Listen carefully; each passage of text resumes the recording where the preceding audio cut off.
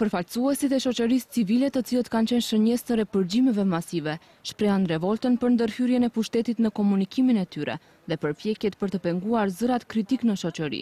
Sipas tyre, shkeljet e tilla janë të pakorrigjueshme, prandaj Gruevski duhet të largohet sa më shpejt.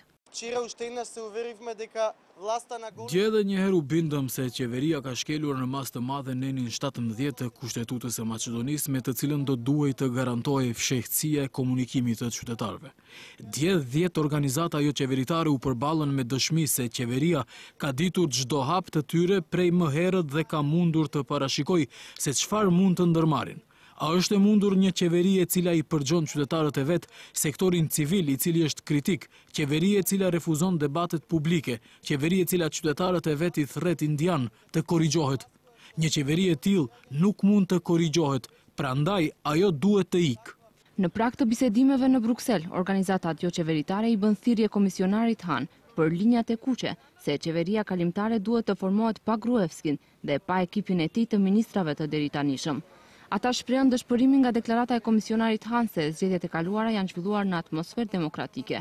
Përmes një letre drejtuar BE-s dhe SBA-s, ata kërkuan që faktori ndërkombëtar të pengojë vijimin e qeverisjes diktatoriale të Gruevskit.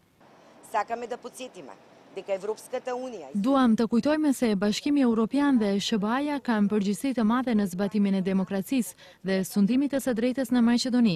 Prandaj, relativizimi i problemeve me krizën politike në Maqedoni, demokracinë dhe mos funksionimin e institucioneve do të ndihmonte vetëm për vazhdimin e diktaturës në Maqedoni, që do të ishte një dëshpërim i madh për qytetarët pro-europianë të cilët duan të jetojnë në demokraci dhe prosperitet.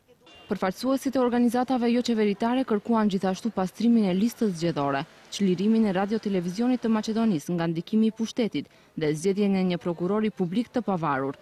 Ata theksuan se nga bisedimet e nesërme në Bruksel, presin garantimin e një procesi i cili do të siguronte stabilitetin dhe demokracinë në Maqedoni, dhe jo procesi i cili do të ndihmonte zhvillimin e ndonjë karriere politike.